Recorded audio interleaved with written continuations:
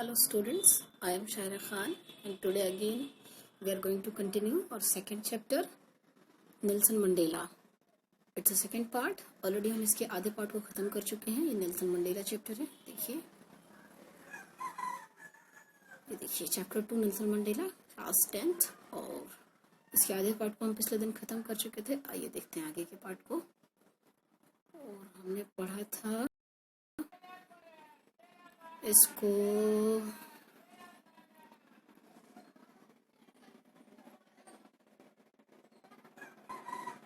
कैसे स्टूडेंट्स, ये यहाँ तक हमने ख़त्म किया था. ठीक है, और आज हम यहाँ से शुरू करेंगे. The policy of apartheid created a deep and lasting wound in my country and my people. ये अपार्थाइड जो रेशियल नियम की जो पॉलिसी थी, नीति थी, ये काफ़ी लंबे समय से चल रही थी मेरे देश में, मेरे जैसे लोगों पर. तो वो एक घाव बन चुका था. All of us will spend many years, और हम सभी ने काफ़ी समय इस पर बिताया, मतलब इस पीड़ित दिनों को झेला है. If not generations recovering from that profound hot. और ऐसा नहीं है कि बहुत जल्द ये वुंड हमारे घाव भर जाएंगे, पीढ़ियाँ दर पीढ़ियाँ बीत जाएंगे. But the decades of operation and brutality had another. ये ब्रूटलिटी देख रहे हैं आप लोग, सॉरी, हाँ, ये ब्रूटलिटी यानी निर्ममता से किसी को पीटना, हत्या करना, ऑपरेशन अत्याचार. ठीक है, तो ये दशकों से चला आ रहा था. अत्याचार किया जा रहा था, निर्ममता दिखाई जा रही थी, और भी दूसरे बहुत सारी की प्रताड़ना दी जा रही थी. Unintended effect and that was that it produced the Oliver Thomas, Walter Sisulu and the chief lethalists, the Yusuf Daddos, the Bram Fishers, the Robert Subukius of our time. कह रहे हैं कि हमारे टाइम से पहले जो भी ये लोग थे, हमारे जैसे लोग, इस अत्याचार में ही ऐसे महान लोग, महान हस्तियां उभर करके सामने आई. मेन ऑफ सच एक्स्ट्राऑर्डिनरी, ऐसे लोग, ये असाधारण लोग. ठीक है, ये सारे देखिए, ओलिवर थॉम्बो हैं, वॉल्टर सिसुलू, चीफ लेथल, ये सब नाम दिए हैं जो अभी ऊपर हमने पढ़ा था. ये लोग वहाँ के नेता थे, लीडर थे, जिन्होंने इस अपार्थाइड नियम के खिलाफ लड़ा था. तो कह रहे हैं कि ऐसे लोग एक्स्ट्रा ऑर्डिनरी, असाधारण होते हैं. करेज, साहस, wisdom, generosity, that they are like may never be known again.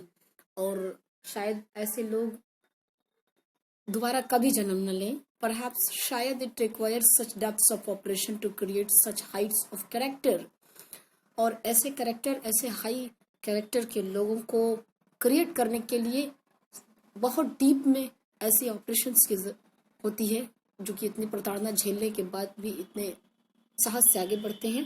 My country is rich in the minerals and germs that lie beneath its soils.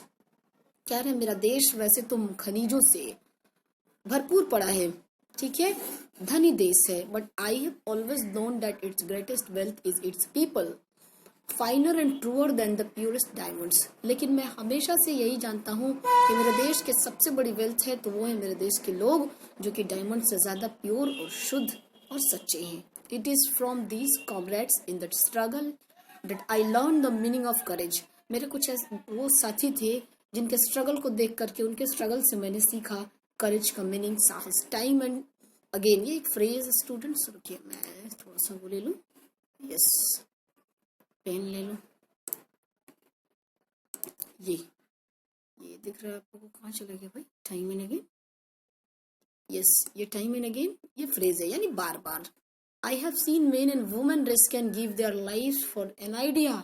मैंने ऐसे बहुत सारे लोगों को, स्त्री और पुरुष को देखा है कि एक अपने विचारधारा पर चलने के लिए अपने लाइफ को वो रिस्क उठाते हैं, अपने लाइफ को गंवाते हैं. I have seen men stand up to attacks and torture without breaking, showing a strength and resilience that defies the imagination. देखिए यहाँ पर रेजिलेंस का मीनिंग दिया हुआ है, the ability to deal with any kind of hardship and recover from its effects. वो योग्यता जो हार्डशिप से, एनी काइंड ऑफ हार्डशिप, किसी भी प्रकार की दयालुता हो, चाहे कोई अत्याचार हो, उससे क्या हम रिकवर कर लेते हैं. तो मैंने देखा है बहुत सारे लोगों को जिनको बहुत टॉर्चर किया जाता था, अटैक प्रहार किया जाता था, और बिना टूटे हुए, बिना अपने वो ताकत को शो करते हुए आगे बढ़ते रहते हैं, जिसकी कल्पना करना मुश्किल है। I learn that courage was not the absence of fear but the triumph over it. मैंने उनसे ये सीखा कि साहस वो नहीं है जो डर को, was not the absence of fear, साहसी वो नहीं है जिसके अंदर डर नहीं है, बल्कि साहसी वो है जो डर के ऊपर जीत पा जाए। The brave man is not he who does not feel afraid but he who conquers that fear. बल्कि बहादुर वो नहीं है जो जिसे डर नहीं लगता है, बल्कि बहादुर वो है जो डर पे विजय प्राप्त कर ले, जीत जाए। ठीक। No one is born hating another person because of the color of his skin or his background or his religion। अब से ऐसा नहीं होगा, कह रहे हैं कि कोई पर्सन उसके कलर के हिसाब से, उसके स्किन के हिसाब से, या उसके बैकग्राउंड को देखकर, उसके धर्म को देखकर कोई किसी से नफरत नहीं करेगा। People must learn to hate, and if they can learn to hate, they can be taught to love, for love comes more naturally to the human heart than its opposite। अगर लोग नफरत करना सीख सकते हैं तो निश्चित ही उन्हें प्रेम करना भी सिखाया जा सकता है। और प्रेम तो मानव के हृदय में नेचुरली, प्राकृतिक रूप से होता है। तो अगर इसके अपोजिट में हम हेट सीख सकते हैं तो प्रेम क्यों नहीं सीख सकते हैं।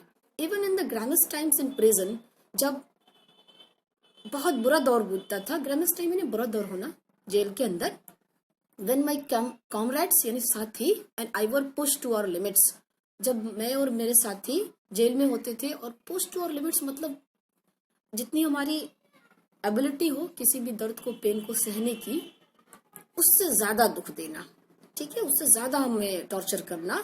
तो जब ये लोग थे तो वहां पे बहुत ज्यादा इन्हें पीड़ा, इन्हें क्या दिया जाता था, बहुत ज्यादा इन्हें दुख दिया जाता था, अत्याचार किया जाता था, और जितनी इनकी एबिलिटी थी, क्षमता थी, उससे कई गुना ज्यादा। I would see a glamour of humanity in one of the guards. और जब मैं उनमें से किसी एक गार्ड्स को देखता था तो उनके अंदर मानवता की झलक एक बार दिखता था, perhaps just for a second, केवल क्षण भर के लिए, सेकेंडों के लिए, but it was enough to reassure me and keep me going. तो उनकी उस मानवता भरी निगाहें ही मुझे फिर से दोबारा खड़ा करती थी, और फिर मैं आगे अपने डट जाता था अपनी इस आजादी की लड़ाई में। आगे देखिए, man's goodness is a flame that can be hidden but never extinguished. लोगों की अच्छाई एक ज्वाला की तरह होती है, फ्लेम की तरह होती है, जो कि अंदर छुपी रहती है, लेकिन वो कभी थकती नहीं है। इन लाइफ, जीवन में, every man has twin obligations. हर इंसान के जीवन में दो जिम्मेदारियां होती हैं। ऑब्लिगेशंस टू हिज फैमिली, एक उसके परिवार की जिम्मेदारी, to his parents, to his wife and children, एक उसके परिवार की, उसके पेरेंट्स की, उसके वाइफ की, उसके बच्चों की, ये पहली जिम्मेदारी हुई। And he has an obligation to his people, और उसके पास उसके लोगों के लिए भी जिम्मेदारी होती है, इस कम्युनिटी, उसके संस्था के लिए, समुदाय के लिए, इस कंट्री, उसके देश के लिए भी होती है। इन अ सिविल एंड ह्यूमन, एक सिविल और एक ह्यूमन, मानव, ह्यूमन सोसाइटी यानी मानव समाज, ईच मानव समाज में रहने वाला एक व्यक्ति, each man is able to fulfil those obligations according to his own inclinations and abilities. हर वो व्यक्ति जो इस मानवीय समाज में रहता है, वो उन दोनों ऑब्लिगेशंस को, जिम्मेदारी को अपने हिसाब से, अपनी क्षमता के हिसाब से कंप्लीट कर सकता है। But in a country like South Africa, it was almost impossible for a man of my birth and colour to fulfil both of those obligations. लेकिन साउथ अफ्रीका जैसे देश में जो मेरे जैसे लोग हों, मतलब मेरे ग्रुप के जो लोग जो मेरे जैसे कलर के हों, उनके लिए ये असंभव था दोनों ऑब्लिगेशंस को पूरा करना। इन साउथ अफ्रीका में a man of color who attempted to live as a human being was punished and isolated। अगर किसी इंसान ने इस चीज को करने की, इन दोनों जिम्मेदारियों को पूर्ण करने की कोशिश की, तो उसे क्या किया जाता था, पनिश किया जाता था, उसे isolated किया जाता था। In South Africa, a man who tried to fulfill his duty to his people was inevitable मतलब देखिए unavoidable, बिना नजरअंदाज किए, ripped from his family and his home and was forced to live a life apart, a twilight existence of scarcity and rebellion। अगर south Africa जैसे देश में कोई ऐसा आदमी जो अपनी फर्ज को अपने लोगों के लिए अपने मन से पूरा करना चाहता हो, अपने परिवार के लिए, वो अपने घर के लिए, अपने लोगों के लिए कुछ करना चाहता हो तो उसे जबरदस्ती उसके जीवन से अलग कर दिया जाता था। ठीक है, उसे रिबेलियन यानी विद्रोही बना दिया जाता था। I did not in the beginning choose to place my people above my family. Starting में तो मैंने ऐसा नहीं किया, अपने फैमिली से ऊपर मैंने अपने लोगों को नहीं माना। मैं अपने फैमिली में खुश था, कोई दिक्कत नहीं थी मुझे। But in attempting to serve my people I found that I was prevented from fulfilling my obligations as a son, a brother, a father and a husband. लेकिन जब मैंने अपने लोगों को देखा, उन्हें इस प्रयास को करते हुए देखा, तो मैंने पाया कि अरे मुझे तो प्रतिबंध लगाया गया, मुझे तो रोका गया है। उन जिम्मेदारियों से पूरा करने के लिए एक बेटा के रूप में मैं अपनी जिम्मेदारी नहीं पूरा कर सकता, एक भाई बन के नहीं कर सकता, एक पिता, एक हस्बैंड बन करके जो जिम्मेदारी होती है वो मैं कंप्लीट नहीं कर सकता हूँ। इसमें क्या था, ऑब्लिगेशंस था, प्रिवेंट था, रोकथाम था। I was not born with a hunger to be free. मैं जन्म से ही आजादी का भूखा नहीं था। आई वॉज बॉर्न फ्री, मैं तो जन्म ही आजाद था। Free in every way that I could know, और हर तरीके जहां तक मैं जान सकता था, समझ सकता था, मैं हर वे में आजाद था। Free to run in the fields near my mother's hut. मैं मेरी मम्मी की जो झोपड़ी थी उसके बगल में जो फील्ड था उसमें मैं दौड़ने के लिए आजाद था। Free to swim to roast mealies under the stars and ride the boat backs of slow moving bulls. तो मैं आज़ाद था, आसमान के नीचे कुछ भी बना करके खाने के लिए आज़ाद था। और जो गांव में बैलगाड़ी होती है ना, वो जाती है तो उनके पीछे पीछे दौड़ने, जब मैं दौड़ता था उसमें भी कोई रोकथाम नहीं थी, मैं आज़ाद था।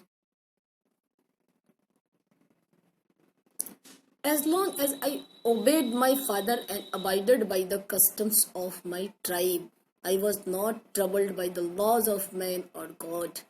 और एज लॉन्ग एज जैसे जैसे मैंने अपने माता पिता के अबाइड किया, अपने कस्टम्स को, अपने ट्राइब को अबाइड किया, उस समय तक मुझे कोई क्या था, प्रॉब्लम नहीं थी।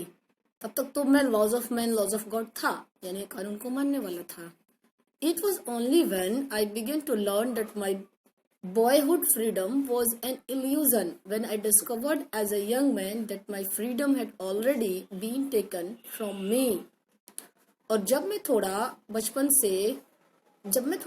बड़ा हुआ, जब तक मेरा बचपन था तो उस समय तो मुझे लगा कि चलो मैं आज़ाद हूँ। लेकिन जैसे जैसे मेरी बचपन खत्म हुई, मैं बड़ा हुआ, एक यंग आदमी में ट्रांसफॉर्म हुआ, तो मुझे लगा कि हाँ मेरी आज़ादी छिन गई है पहले ही। And I began to hunger for it. फिर मुझे इसकी भूख बढ़ी कि नहीं, मुझे मेरी आज़ादी चाहिए। एट फर्स्ट स्टार्ट में एज अ स्टूडेंट, एक छात्र के रूप में, I wanted freedom only for myself. उस समय मैं केवल स्वयं की आज़ादी चाहता था। The transitory freedom of being able to stay out at night. मैं चाहता था कि अगर मैं ट्रांसिटरी नॉट परमानेंट, मैं रात को अगर पढ़ना चाहूँ कहीं भी तो फ्री होकर के, आज़ाद होकर के मैं पढ़, चाहे बाहर चाहे घर में। रीड व्हाट आई प्लीज्ड, जो मुझे चाहिए, जो मेरी खुशी होती है वहां पे मैं पढ़ सकूं। गो वेयर, जहां मैं जाना चाहता हूँ मैं जा सकूं। आई चूज, ठीक है, जहां मैं सेलेक्ट करूं मैं वहां जा सकूं। लेटर बाद में as a young man in Johannesburg, लेकिन बाद में पता चला कि एक युवा आदमी जो जोहान्सबर्ग में रहता हो, I yearn for the basic and honourable freedoms of achieving my potential, of earning my keep, of marrying and having a family, the freedom not be obstructed in a lawful life। तो बाद में मैंने ये कमाना शुरू किया, जो basic जरूरतें होती हैं, सम्मान होती है आज़ादी के लिए, पोटेंशियल जिसकी मेरे अंदर जिस चीज़ की क्षमता है, फिर मैं अपने जीवन यापन को चला सकूं, शादी कर सकूं, फैमिली बसा सकूं। ये तमाम चीज़ों के लिए क्या था, फ्रीडम नहीं थी, ऑब्स्ट्रक्ट किया गया था, रोकथाम की गई थी। ऐसी लाइफ हम नहीं जी सकते थे। But when I slowly saw that not only was I but then I slowly, जब धीरे धीरे मैंने ये देखा, that not only was I not free, केवल मैं ही ऐसा नहीं था कि मैं ही फ्री नहीं था, but my brothers and sisters were not free. जो मेरे जैसे मेरे भाई बहन थे वो सब भी फ्री नहीं थे, मतलब इनके ग्रुप के लोग। I saw that it was not just my freedom that was curtailed, but the freedom curtailed यानी रिड्यूस, ठीक है, कम करना। मैंने देखा कि ये केवल मेरी आज़ादी कम नहीं की गई है, बल्कि हर किसी की कम की गई है, who looked like I did, जो मेरे जैसा दिखता हो, यानी ब्लैक पीपल, अफ्रीका के। That is when I join the African national Congress. तभी मैंने अफ्रीकन नेशनल कांग्रेस पार्टी को ज्वाइन किया। And that is when the hunger for my own freedom became the greater hunger for the freedom freedom of my people, यानी that is one, और तभी से मेरी आजादी की भूख बढ़ी, और ग्रेटर हंगर बहुत ज्यादा बढ़ी, जो पहले से थी उससे कई गुना ज्यादा बढ़ गई। और ये फ्रीडम किसके साथ? ऑफ माई पीपल, जिस तरह मेरे पीपल को थे, मेरे जैसे लोगों को था, मेरे ग्रुप के लोगों को था। It was this desire for the freedom of my people to live their life with dignity and self respect that animated my life. और जैसे मेरे ग्रुप के लोगों की जो डिजायर थी, इच्छा थी, वैसी मेरी भी इच्छा थी कि मैं भी आजाद जिंदगी बिताऊं अपने सम्मान के साथ, उपाधि के साथ, जो लाइफ ने मुझे प्रोवाइड कराया है।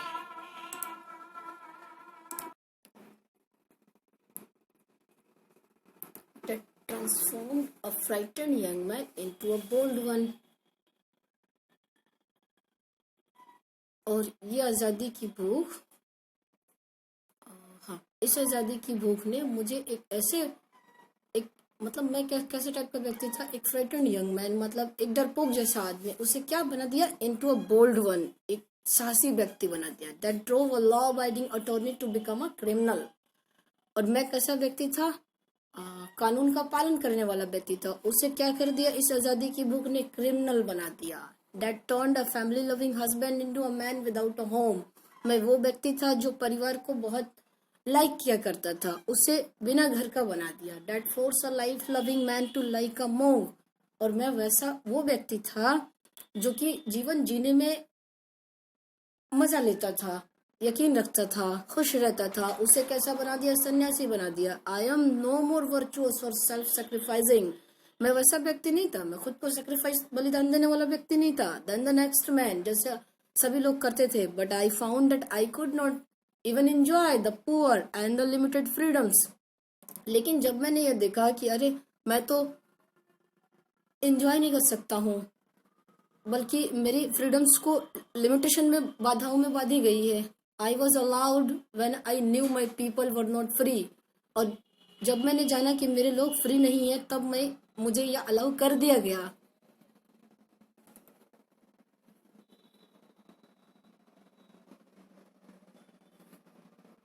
कहाँ गया भाई? Yes, freedom is invisible. The chains on any one of my people were the chains on all of them. The chains on all of my people were the chains on me. लेकिन जो आज़ादी थी वो अदृश्य था, और हर किसी को जंजीरों में बांधा गया था, जो मेरे ग्रुप के लोग थे, यानी काले लोग थे अफ्रीका के, और उन्हें गुलामी की जंजीरों में जकड़ा गया था। The chains on all of my people, और जो चेन था, जंजीरें थी जो मेरे लोगों में, मेरे लोगों के ऊपर बांधा गया था, यानी जबरदस्ती टॉर्चर किया जा रहा था, वो केवल उनमें नहीं बल्कि मेरे ऊपर भी था। I knew that the oppressor must be liberated just as surely as the oppressed. और मुझे पता था कि जो अत्याचार करने वाला जो है, वो उतना ही oppressor must be liberated just as surely as the oppressed. अत्याचार करने वाला जितना, क्या बोलते हैं उसको, अत्याचार करने वाला जितना बड़ा मतलब कि गुनहगार है, उतना ही बड़ा सहने वाला, उससे भी कहीं ज्यादा गुनहगार सहने वाला है। A man who takes away another man's freedom is a prisoner of hatred. और एक आदमी जो कि दूसरे की आजादी को छीन ले, वो बहुत क्या बोलते हैं, बोल सकते हैं कि बहुत मतलब गिरा हुआ व्यक्ति है। He is locked behind the bars of prejudice and narrow-mindedness। prejudice means a strong dislike without any good reason। तो उन्हें क्या किया जाता था? जेल में के अंदर बंद किया जाता था, उन्हें नापसंद किया जाता था, उन्हें छिड़ मानसिकता की वाला बताया जाता था। आई am not truly free if I am taking away someone else freedom. अगर मैं किसी की आज़ादी को लेकर के छीन करके खुद आज़ाद हो जाऊं, तो वास्तव में मैं आज़ाद नहीं हूँ। Just as surely as I am not free when my freedom is taken from me. जैसा कि अभी मैं आज़ाद नहीं हूँ क्योंकि मेरी आज़ादी तो छीन ली गई है। The oppressed and the oppressor alike are robbed of their humanity. अत्याचार सहने वाला और अत्याचार करने वाला दोनों ने मानवता को छीन लिया था। तो स्टूडेंट्स, यहाँ तक ये चैप्टर खत्म हुआ। नेल्सन मंडेला ने बताया किस तरीके से साउथ अफ्रीका में अत्याचार होता था ब्लैक पीपल पे, और किस तरीके से वो और उनके ग्रुप के लोगों ने जद्दोजहद किया बहुत साल तक। ठीक है, तो बहुत साल लड़ाई लड़ने के बाद तब जाके इन्हें आज़ादी मिली। सो स्टूडेंट्स, वीडियो बहुत लंबी हो जाएगी, चलिए तो मिलते हैं नेक्स्ट वीडियो में नेक्स्ट लेसन के साथ। अगर आपको इसका क्वेश्चन आंसर चाहिए स्टूडेंट्स, तो आप मेरे वेबसाइट को विजिट कर सकते हैं। ठीक है, उसमें आपको पूरा का पूरा क्वेश्चन आंसर मिलेगा।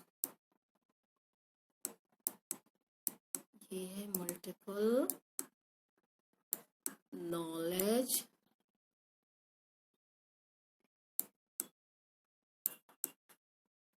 वाले .com। होप सो आपको पसंद आया होगा। So stay your home, be safe and stay connected.